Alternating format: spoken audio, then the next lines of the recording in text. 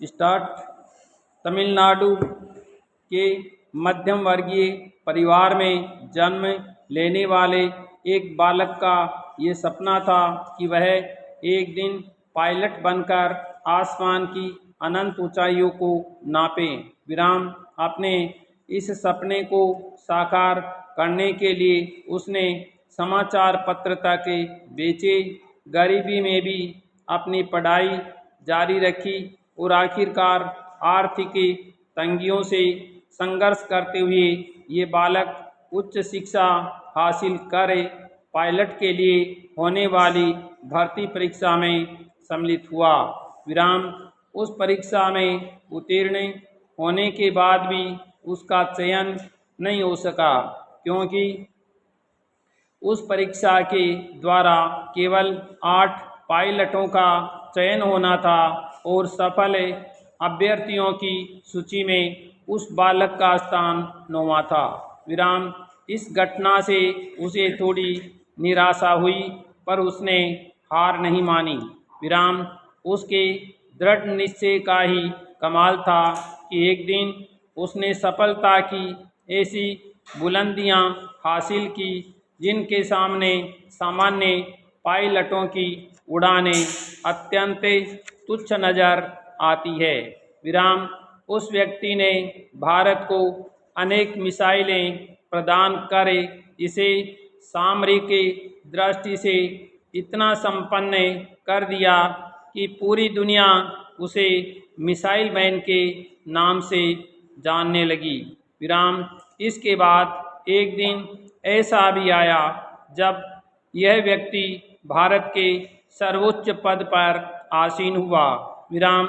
चमत्कारी प्रतिभा का धनी वह व्यक्ति कोई और नहीं बल्कि भारत के 11वें राष्ट्रपति रह चुके डॉक्टर APJ अब्दुल कलाम थे, जिनकी जीवन गाथा किसी रोचक उपन्यास की कथा से कम नहीं है। विराम। डॉक्टर APJ अब्दुल कलाम, जिनका पूरा नाम अबुल पाकिर जुनैलाब्दीन अब्दुल कलाम था, का जन्म 15 अक्टूबर 1931 को तमिलनाडु राज्य में स्थित रामेश्वरम के धनुषकोडी नामक स्थान पर एक मध्यम वर्गीय मुस्लिम परिवार में हुआ था। विराम। वे अपने पिता के साथ मस्जिद में नमाज पढ़ने जाते हुए रास्ते में पड़ने वाले शिव मंदिर में भी माथा टेक कर अपनी श्रद्धा को व्यक्त करते थे। विराम। इसी गंगा जमुनी संस्कृति के बीच कलाम ने धर्मनिरपेक्षता का पाठ पढ़ा। विराम। उनके परिवार की आर्थिक स्थिति ठीक नहीं थी, इसलिए उन्हें अपनी पढ़ाई पूरी करने एवं घर के खर्चे में योगदान के लिए समाचार पत्र बेचने पड़ते थे। विराम। इसी तरह संघर्ष करते हुए प्रारंभिक शिक्षा रामेश्वरम के प्राथमिक स्कूल से प्राप्त करने के बाद उन्होंने रामनाथपुरम के स्वाटर्ज हाई स्कूल से मैट्रिकुलेशन किया। विराम। इसके बाद वे उच्च शिक्षा के लिए तिरुचनापल्ली चले गए। विराम। वहाँ से सेंट जोसेफ कॉलेज से उन्होंने BSc की उपाधि प्राप्त की। विराम। वर्ष 1957 में MIT से वैमानिकी इंजीनियरिंग में डिप्लोमा प्राप्त किया। विराम। अंतिम वर्ष में उन्हें एक परियोजना दी गई जिसमें उन्हें 30 दिनों के अंदर विमान का एक डिजाइन तैयार करना था, अन्यथा उनकी छात्रवृत्ति रुक जाती। विराम। कलाम ने इसे निर्धारित अवधि में पूरा किया। विराम। उन्होंने तमिल पत्रिका आनंद विकटन में अपना विमान स्वयं बनाए शीर्षक से एक लेख लिखा जिसे प्रथम स्थान मिला। विराम।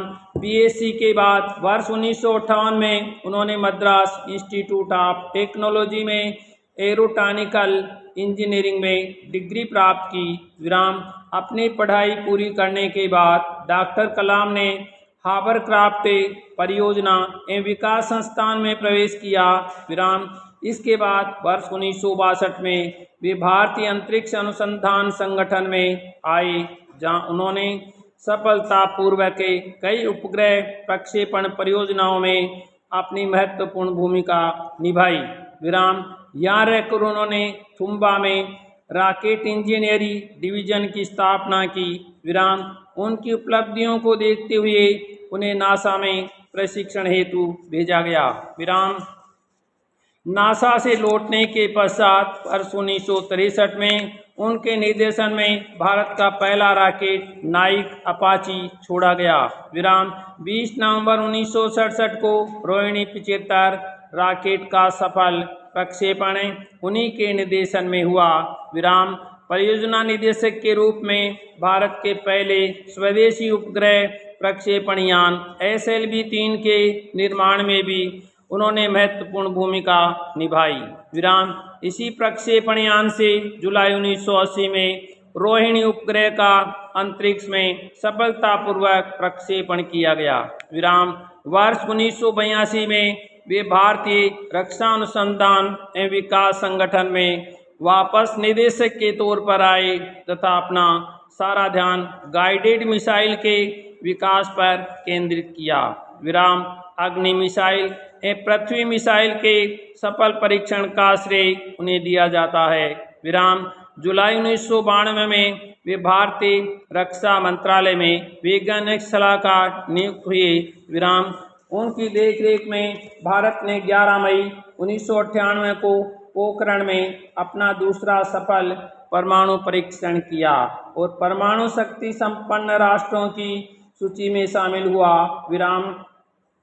वैज्ञानिक के रूप में कार्य करने के दौरान अलग अलग प्रणालियों को एकीकृत रूप देना उनकी विशेषता थी। विराम। उन्होंने अंतरिक्ष एवं सामरिक प्रौद्योगिकी का उपयोग कर नए उपकरणों का निर्माण भी किया। विराम। डॉक्टर कलाम की उपलब्धियों को देखते हुए वर्ष 1981 में भारत सरकार ने उन्हें पद्म भूषण से सम्मानित किया। इसके बाद वर्ष 1990 में उन्हें पद्म विभूषण भी प्रदान किया गया। विराम। उन्हें विश्व भर में 30 से अधिक विश्वविद्यालयों ने डॉक्टरेट की मानक उपाधि से विभूषित किया। विराम। वर्ष 1997 में भारत सरकार ने उन्हें देश के सर्वोच्च नागरिक सम्मान भारत रत्न से सम्मानित किया। विराम। उन्हें एस्ट्रोनॉटिकल सोसाइटी ऑफ इंडिया का आर्यभट्ट पुरस्कार तथा राष्ट्रीय एकता के लिए इंदिरा गांधी पुरस्कार भी प्रदान किया गया है। विराम। वे ऐसे तीसरे राष्ट्रपति हैं जिन्हें सम्मान राष्ट्रपति बनने से पूर्व ही प्राप्त हुआ है। विराम। अन्य 2 राष्ट्रपति हैं सर्वपल्ली राधाकृष्णन एवं डॉक्टर जाकिर हुसैन। विराम। पैराग्राफ। वर्ष 2002 में अटल बिहारी वाजपेयी के नेतृत्व वाली राष्ट्रीय जनतांत्रिक गठबंधन सरकार ने डॉक्टर कलाम को राष्ट्रपति पद का उम्मीदवार बनाया। विराम। विपक्षी पार्टी कांग्रेस ने भी उनका समर्थन किया और 18 जुलाई 2002 को उन्हें 90% बहुमत द्वारा भारत का राष्ट्रपति चुना गया। विराम। इस तरह उन्होंने 25 जुलाई 2002 को 11वें राष्ट्रपति के रूप में अपना पदभार ग्रहण किया। विराम। उन्होंने इस पद को 25 जुलाई 2007 तक सुशोभित किया। विराम। वे राष्ट्रपति भवन को सुशोभित करने वाले प्रथम वैज्ञानिक हैं। विराम। साथ ही वे प्रथम ऐसे राष्ट्रपति भी हैं जो अविवाहित रहे। विराम। राष्ट्रपति के रूप में अपने कार्यकाल में उन्होंने कई देशों का दौरा किया एवं भारत का शांति का संदेश विश्व को दिया। विराम।